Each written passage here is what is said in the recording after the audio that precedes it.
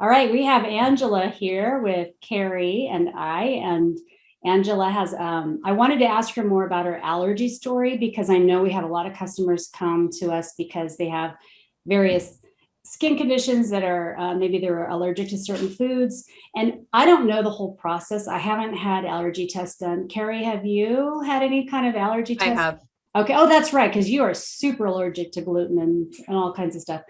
So I kind of want to know the process and what's helped and how you even got to that point, Angela, because we have a lot of people who might suspect they have allergies or they might have certain skin conditions, but they're not sure what triggers it. And allergies would be a huge help to know if they're allergic to something, maybe that they're eating or anyway, but I'm going to let you take over on that to tell us kind of your process. And even your allergist was kind of interested in knowing that the products helped you. And I want to talk only a little bit about the products, but mostly I want to hear your story about your allergies and how you found out what you're allergic to and then what you did from there. So, Sure, thanks.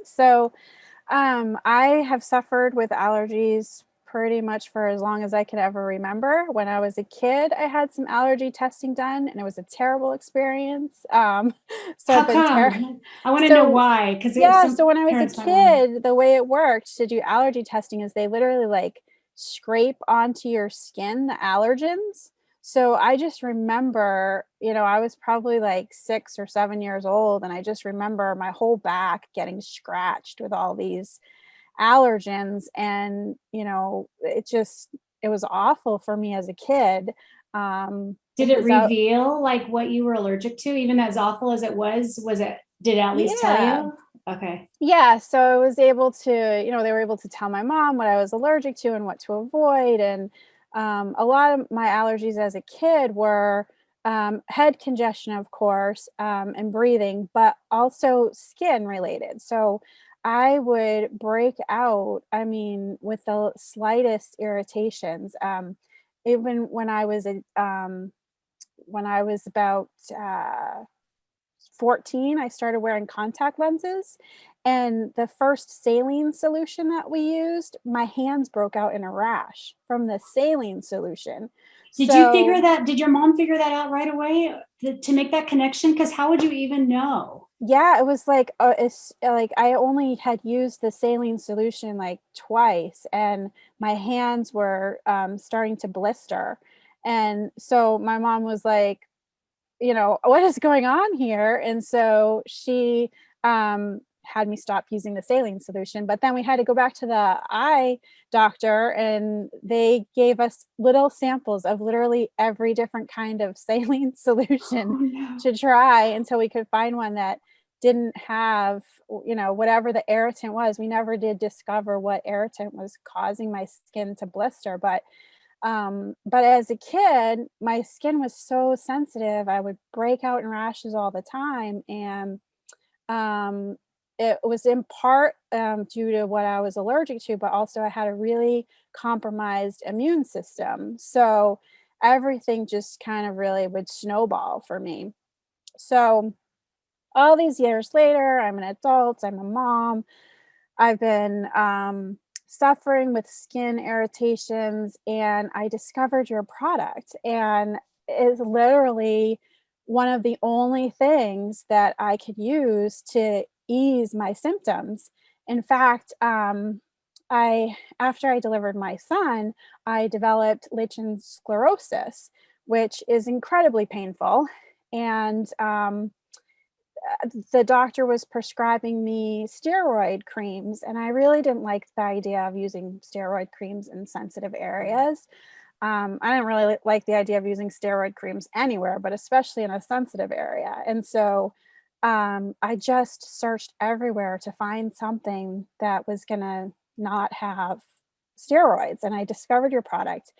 And I stopped using the steroid creams, only used your product, and within weeks, it cleared up my symptoms. Now, Wow. anytime that I have any kind of a flare up, I immediately use it and it clears right up. I've used it on all of my rash breakouts. My husband is really allergic to sand fleas. So, anytime he gets out in the yard and he does any kind of yard work, if he doesn't shower right away, he breaks out in a rash all over his body. So that happened this past weekend, and he actually had taken his shirt off and without realizing it, put the same shirt back on. So his whole face broke out. He woke up in the middle of the night. His eye was swollen shut. His other eye was half shut. He was just in agony. I grabbed your face emollient cream and I put it on his whole face, Oh my like just his goodness. whole face. And now his skin is starting to clear up. The swelling's gone down. Like Wow. he's been taking Benadryl too, but the cream gave his skin that relief that he so desperately needed. And So that one has the shea butter. And I think I tell people that when they have like really sensitive skin, shea butter just seems to be like that one ingredient that helps a ton. it And is like a miracle. oh, that's, and is that what you, for yourself, is that the one that you used, or did you use something else that we said? So for my lichen sclerosus, I use the bee silks stick. Okay. I can apply it to those sensitive areas. And does it Um, hurt applying? Because I'm not really familiar with that condition. Does it hurt at first? Do you have like open wounds or anything, or is it just? Yeah, you could think of it like blistering. The skin basically peels away. The top layer of skin just peels away. So the stick is great because I can extend it out beyond the tube, right? And so the only thing touching the area that is inflamed is the lotion itself. And so it applies really nicely, and I can put it on as thin or as thick as I need to, depending on how irritated the area is. Yeah, so this past year, my allergies have just been getting worse and worse. I don't know if, I think allergies are a little bit cyclical. So you can go, years and then you can have flare ups and allergies symptoms can get worse. And so my symptoms have been getting so that it basically year round, I'm miserable. My sinuses, my skin, everything. So I decided, as much as I didn't want to, I should probably go back to the allergist and find out, am I still allergic to the same things, dust, pollen, that I've always been allergic to, or is there more? And so I've really just begun to work again with an allergist. I've only seen my allergist once now, but when I went, she was asking me about the things that I was doing that was helping. And I had said that I found your product and I pretty much use it on everything. I use it for any flare ups that I get. I've used it on my kids, my husband. And so she was asking me more about it because she mentioned that a lot of her patients struggle with skin irritations and that she struggles to find something natural. So I said, hey, you got to check out Yeah. this product because it's amazing. Well, I'm glad she's willing to try, that kind of some of those natural remedies first. And it's not even that it's going to always fix it, because yours is coming back. So you're taking that next step to figure out what the triggers are. So when you had with your mom figuring some things out with the allergist when you were younger, is it all non-food related, or is it sometimes food, or? Yeah, so I had a dairy allergy. Okay. So I would get these calcium deposits on my eyelids, like these bumps, if I had too much calcium intake. So we had to really work with the allergist and my physician to make sure that I was getting enough calcium, because as a growing child, you need calcium, but my body wasn't processing calcium properly. So we needed to do that. So yeah, I had the calcium, the dairy issue with calcium.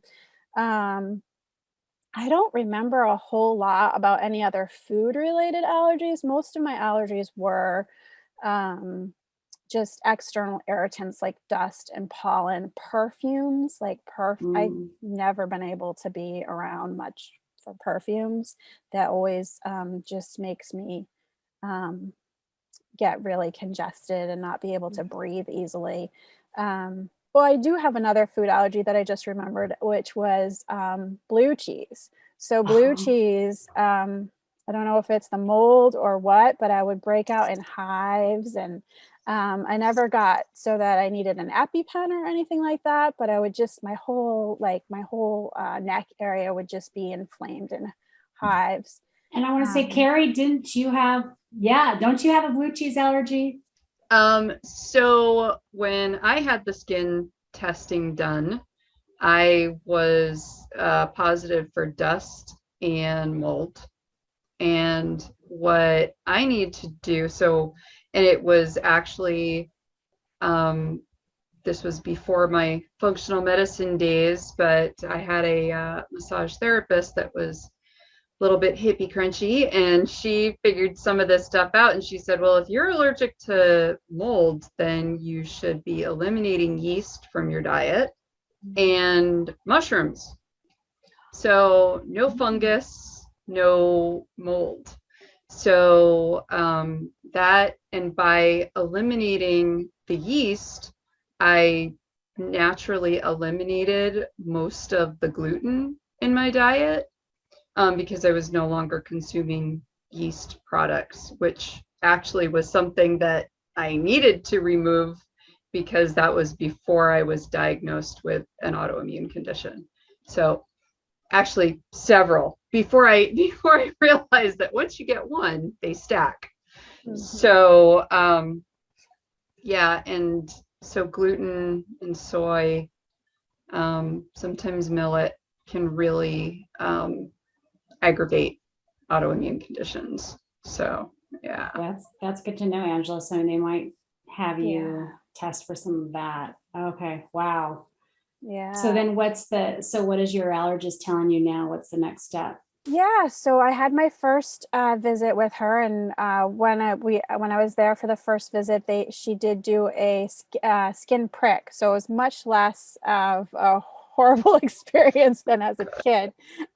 They just did on both of my forearms, they did little pricks, and that actually didn't reveal as much as I thought. I thought, I'm going to have a whole host of things here, but it only revealed that I'm allergic to maple and cockroaches, of all things. Oh my! We don't even have in like northeastern United. Yeah, we don't have them here, do we? Thank God. Right? So, we do. Wait, are you on the East Coast, Angela? Yeah. She's only about an hour or so from me. Oh, no way. Okay. Yeah, we have cockroaches in California. Okay. You can keep them. Yep, I'm all set with that. But that's it. I mean, did they test for dairy then on that one, or what happened? No, so they only did a couple of food allergens. Mold was one of them, which I thought mold was going to show up because I've had the reaction to blue cheese in the past. But whatever the mold spore allergen was that they tested, I wasn't allergic to that one. So they only did a very few food allergens. So what the allergist said is that I actually have to go back. So I'm going to go back in September, and I'm going to do the next round of allergy screening, which is a little bit more in depth, where they'll go more under the skin. So it won't be just a little pinprick. They'll actually I think they actually inject a little bit of an allergen. Mm-hmm. And so they'll be checking for different things. So the allergist said there's no doubt that there's allergies present, and we just have to figure out what they are, and that is a process. So I'm just at the beginning of the journey at this point for now. So I'll be curious to find out what else I'm allergic to, but in the meantime, I'm staying away from all the things that I know aren't, maybe I'm not actually fully allergic to them, but they're definitely an irritant for me. So I don't have any dairy products. I stay away from dairy products. Sometimes it's in stuff, but I try to avoid it. I'm also trying to learn more about what it means to be autoimmune, be compromised. And I don't know a whole lot about it, but I've been starting to learn and to try to find out more. But one of the interesting things that I found or learned when I went to the allergist this first time was she just looked at my hands and could tell that I suffer with eczema just from looking at my hands, which weren't broken out at the time, but she said the lining on the way the lines go on my hands, she could tell that I've suffered with eczema severely over the years. So that was Wow. kind of interesting to me. You should send us a picture of your hands. No, I'm kidding. So, I mean, they just look really old, you know how like older people have kind of thin skin, and it's No, we don't know. I was gonna say, but I have that. I haven't had eczema. yeah. So, you know, Well, that's probably because I'm younger than you. I wouldn't know. Yeah. No, I'm not. I had one doctor actually tell me that I'm like an 80-year-old person trapped Oh. in, you know. Oh like, my I goodness. was like, what? Oh, That wasn't nice. No. no, Kerry, you know a lot about the autoimmune. Do you have any, I don't know, advice or direction you would suggest that she looks at, or? So it's great that you're working with an allergist, and they're going to tackle the true allergy piece. What they don't necessarily get into when you're dealing with autoimmunity is they're not necessarily going to tackle food sensitivities. And there's kind of a reaction. And within the allopathic world, they don't really test for that, and they don't know how to deal with that, because really that boils down into lifestyle medicine. So those are things that you have to be willing to remove from your diet in order to be free from the symptoms. And as far as autoimmunity goes, and I'll just kind of break it down pretty simply, is there is something that your body is recognizing as an invader and going after and attacking. And for example, gluten there's this thing that happens called molecular mimicry. And anytime a person eats gluten, it will tear your intestines just a little bit. And so kind of think of it like mesh or whatever. And it makes tears in that. So a little bit of the gluten or wheat gets in where it shouldn't get in. And with an autoimmune condition, like personally, mine is my thyroid. If I have gluten, my body goes, because the molecular mimicry, the thyroid looks very similar to the gluten molecule. And it goes in and goes, we need to attack this, we need to attack this. And so it just creates more inflammation, antibodies go up, whatever is going to happen happens.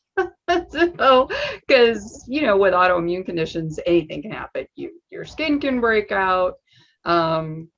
There's a whole host of other things that can happen, but there are definitely removing some of those top allergen or pretty much foods that a lot of people are sensitive to, like you said, dairy.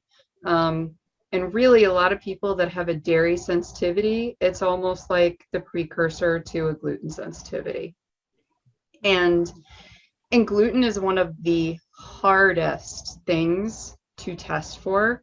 And one of the reasons is that when they do the testing, like if they go in with a scope and check to see if the villi are still standing up, because like a telltale sign of celiac is if the villi are flat. But what happens is that they do not say, oh yeah, you have celiac if your villi are still like this. Well, you can actually have celiac before everything is destroyed. It's so, and that's what's hard, is that it's like conventional medicine is going, yeah, until everything's been nuked, you're fine.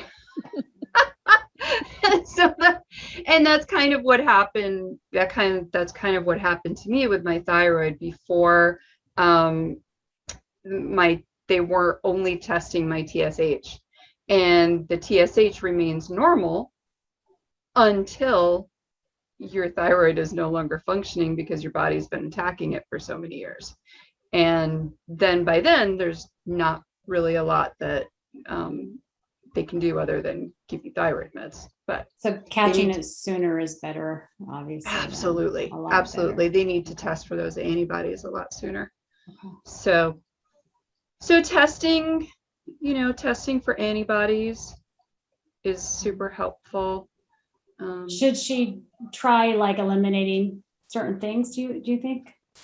Elimination diets are always the easiest way to figure something out, because stuff might not always show up on a test, but if you know that you know that you know, like blue cheese, okay, you didn't react to that strain of molds, but you know that every time you eat it, it's not good. Yeah. So yeah. And one at a time, is it better to do one thing at a time? And how long would she go if she were to eliminate one thing? You would want to eliminate that food for probably 2 to 3 weeks. Oh, that's a long time. And then reintroduce it, and don't reintroduce anything else for at least 3 to 4 days, because a reaction to a food can actually take that long. It's not like an allergy where all of a sudden it's like, boom, there it is. A reaction to a food sensitivity can happen over a couple of days. It can also happen cumulatively. So like maybe that one cracker is not a problem, but when you have another cracker the next day and then another cracker the next day, by then it's too much and the body starts reacting. So it's kind of interesting how that all plays out. Yeah, I've done a few different elimination diets, and I've eliminated a lot of things because of that, where so I stopped having, that's how I eliminated dairy.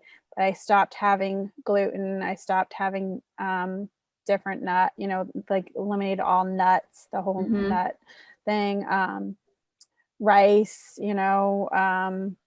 oh gosh, it's so, and I was doing really, really good after I did a pretty extensive elimination and detox, and then I reintroduced things and discovered, what things my body just really didn't like, and I was doing really good. I even got some weight off, which was amazing, because I never seemed to be able to do that. And then COVID happened, and working full time, 2 little kids at home, like it just, so now I've just, all of my good healthy habits have gone out the window, and I'm back to, really not taking very good care of me. So I need to do that again, because I've reintroduced all the things that I know I shouldn't have, that aren't good for me. Gluten being one of them, but it's really hard because my husband is not, it's a lot harder for him. And, so he's not gonna, he can eat those things. So he's not gonna stop making those tasty treats that I love. And yeah, it's so much easier if we can just throw them all, all the foods out of the house, but that's hard when everybody and that's not life. So, so I've just had to pick, like, what can I do and what can't I do? And right now it's just been about, the last couple of years has just been about survival. But, I do intend to do a detox again and get back to a better state of not having all of those foods that I know cause my system to just be, revolting against me. So before COVID happened, how were your skin conditions doing? Yeah, I mean, I was in a really good state, right? Like I didn't have, I wasn't having flare-ups. I even the lichen sclerosus, which is probably the worst of my conditions, was completely cleared up. I wasn't using anything, I didn't have to use something on a daily basis, which, right now I do because I'm, not taking care of myself the way I should. So, but yeah, I found that when I didn't introduce those things that I know aggravate my system, I can get to a place where my skin feels really good. I feel really good in my own skin. And that's a good Right? place to be. Mm-hmm. With the allergies, going back to that, when you go back in September, how long does it take after they do that test? How long does it take till you would get results from her? Yeah. So when I went for the first one, like I said, they did both forearms, and it was a 20-minute wait. And then they, come back in and check and see if anything welted up. So that's how we knew, like, maple and cockroaches. And the next one, I think, will be a little bit longer, maybe 30 to 40 minutes. That because or maybe it's short. I honestly, I don't remember what she said, if the reaction happens faster or takes longer, but I know that it'll be going under the skin. It won't be just superficial. Like the pricks were just very superficial. So I'll do that. And then I don't know if there'll be anything beyond that for testing, but simultaneously, while I was at the allergist, she was asking about other things that, I've been struggling with. And so rheumatoid arthritis and fibromyalgia are a couple of things that a PCP had said to me at one time. And again, this was several years ago, so I haven't seen any specialists or, really anyone who has very formal training on those conditions. So the allergist encouraged me to go back to my current PCP and get a referral to see a specialist in the autoimmune area to talk about the rheumatoid arthritis and the fibromyalgia. So you see how they're stacking? Oh yes, yeah. So, and the reason why these conditions are prevalent for me is that in 2006, I was diagnosed with hypothyroidism. So that was the hypo or hyper? It's my thyroid is overactive. Think. Okay, so you could potentially have Graves. Okay. So yeah, I don't know anything about that, but I started to see a doctor who specializes in healthy weight management, and she was the one to diagnose my thyroid. And so I've been on thyroid medication now since 2006. So. And did she ever test for the antibodies? I don't think, the only thing I remember her ever mentioning is the TSH. And you don't know about any antibody testing. So that would be something to definitely ask. Two different antibodies for your thyroid that you want to get tested. And all the other, the T3, the T4, the reverse T3, reverse T4, the thyroglobulin, there's another paradoxase, yada yada. Edit that one out. But you want to get that full thyroid panel so that because Hashimoto's is usually hypothyroid, where it's low.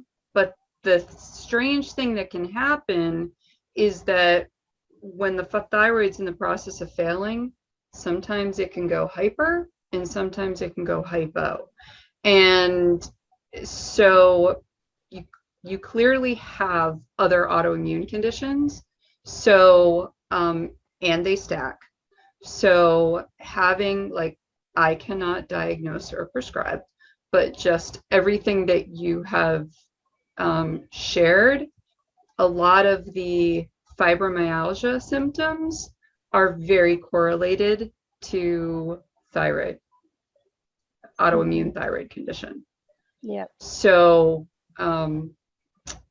yeah, a lot of the pain, a lot of the fatigue.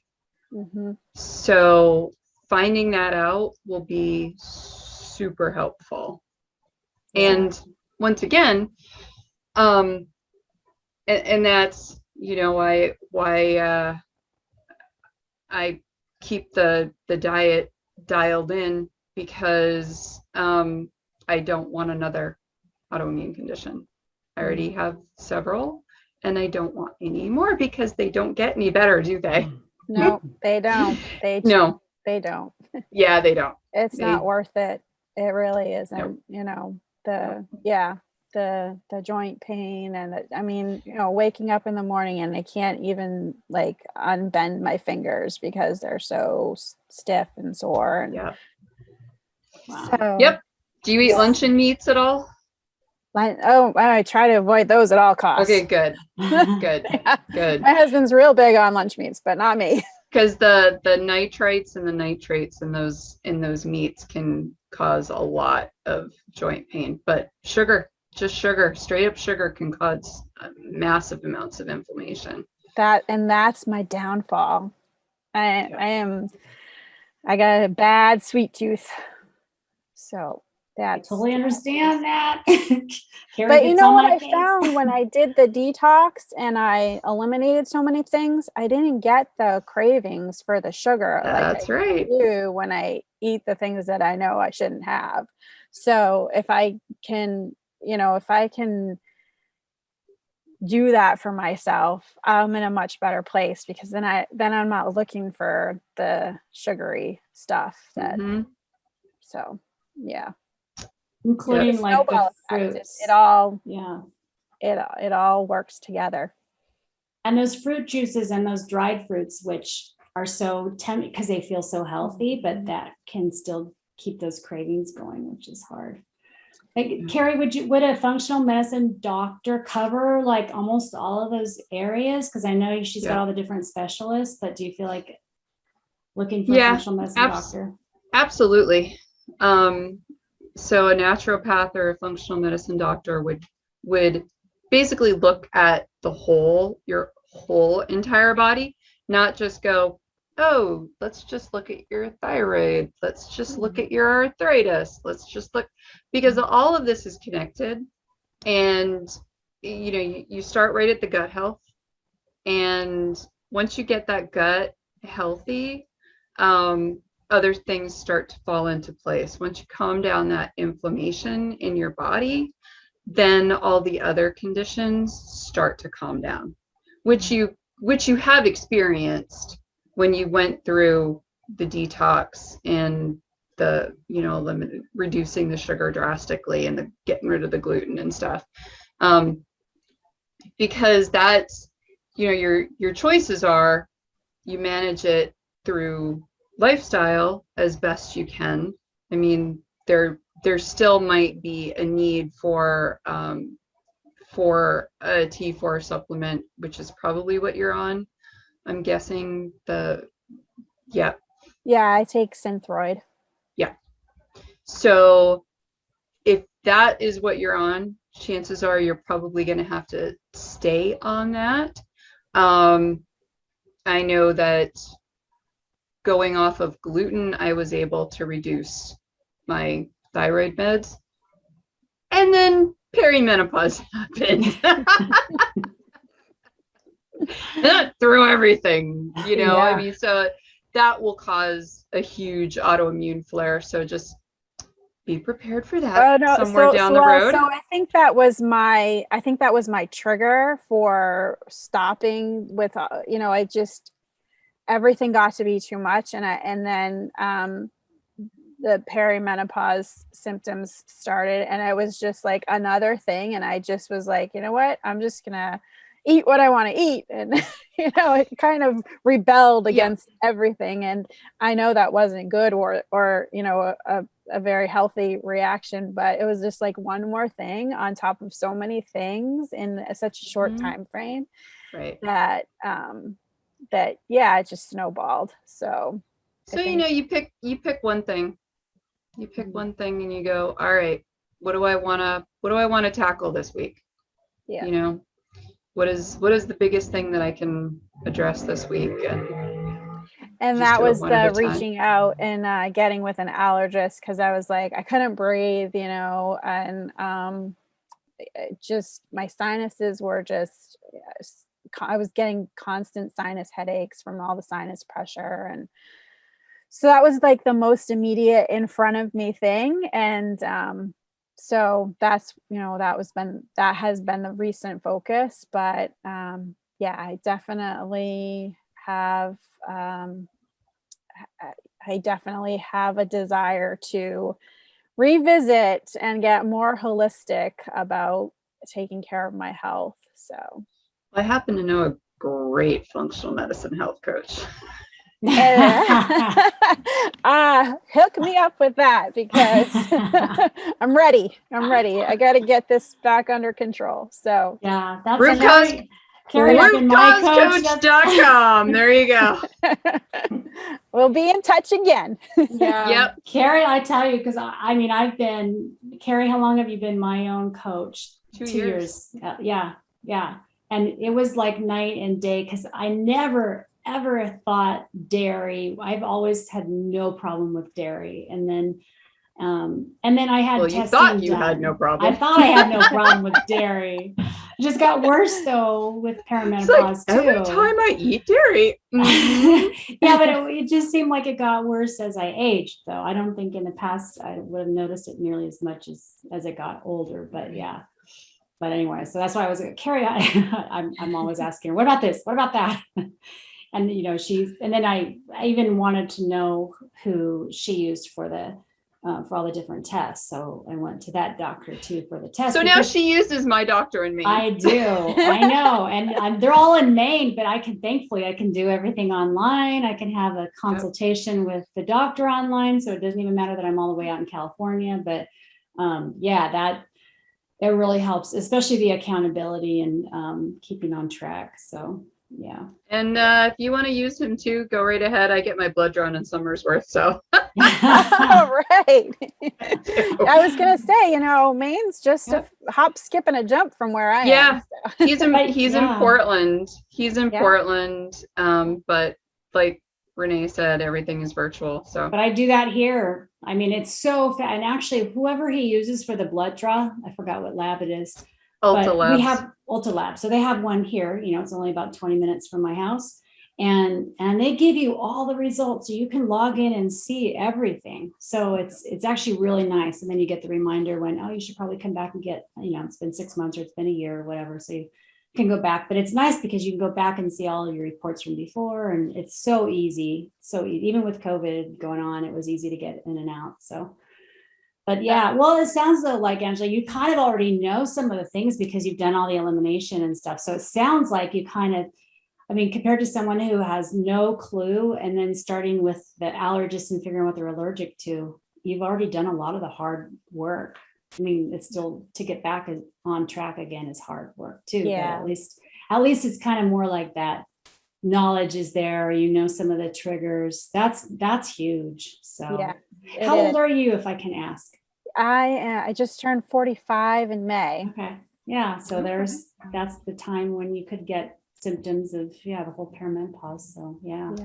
And that's kind of what we're going to be talking about. Yeah. I started when I was 9. I started with my period, and then I had a lot of medical issues associated with developing, and actually we ended up getting referred to Boston. And so from the time I was 9 until I was 18, I was going to Boston.